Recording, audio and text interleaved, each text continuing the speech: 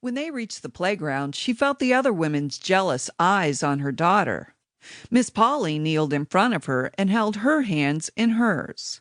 Now remember, no getting dirty in there. You're wearing your prettiest dress. Pretty girls don't get dirty. Don't you forget that, my child. But the other children. You're not like those other children, sweetheart. You're very special. Someday the entire world is going to admire your beauty, and when they do, you'll be prepared for it. Let them look at you, but don't let them get too close. But how am I going to play if I can't get dirty or get close to the other kids? Her daughter said with a petulant whine. No, pretty girls don't whine either, my lovely, or frown for that matter. And don't crinkle your nose like that. It's not becoming. You'll end up getting wrinkles at an early age. Remember, it's all about keeping up appearances, baby doll. Now go. Miss Polly drew in a satisfied breath and looked on as her daughter walked towards the playground in her ballerina shoes, taking small feminine steps just like she had taught her to. Chapter 2. April 2013.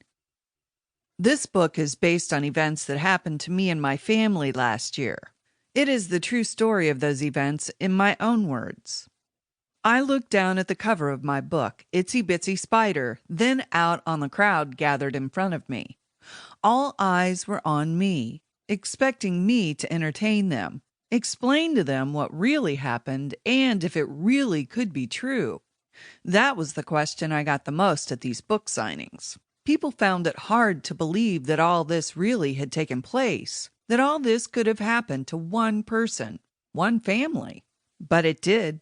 None of us had forgotten what happened only 6 months ago when we were almost killed by Fanoe Island's first serial killer, and now I had written a book about it.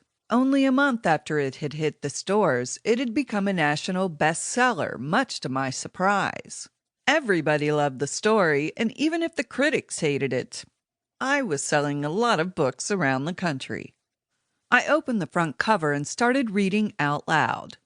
I had been all over the country in the last month doing book signings, but this was a special one for me. This took place at the local bookstore in downtown Nordbo, the town that had become my hometown after my grandmother died and left me her house.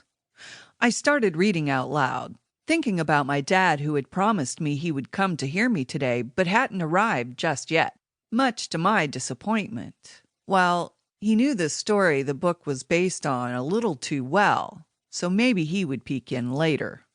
I spotted my son Victor and my daughter Maya in the crowd. Victor didn't seem to enjoy being in the crowd too much. He suffered from a form of light autism that the doctors couldn't quite place or put a diagnosis on, but being in a crowd was among the things he didn't cope with too well. My daughter Maya didn't look too pleased either. On our way down here, she had explained to me that she found it so embarrassing that her mom was on a poster outside the bookstore, and even worse that I was going to be talking about our family and what had happened. She hated the fact that I had written a book with her in it, and even more that everybody in the country seemed to have read it. "It's so embarrassing, Mom," she had told me when I told her what the book was about. "Everybody is going to know all kinds of stupid things about us." "Why exactly do you feel the need to tell them all these things about our family?" "Because I'm a writer, that's why. It's a great story, and I need to tell it." I had changed the names, but still she had never forgiven me for writing it. Not even when I told her that with the advance we got I would be able to buy her a new iPad. She had never been easy to bribe, unfortunately for me. I read out loud from the first chapter of the book that I was so proud of. I glanced up at the audience in between paragraphs. As I did, I spotted Jack, one of my neighbors from across the road, and couldn't help but smile seeing him in the crowd.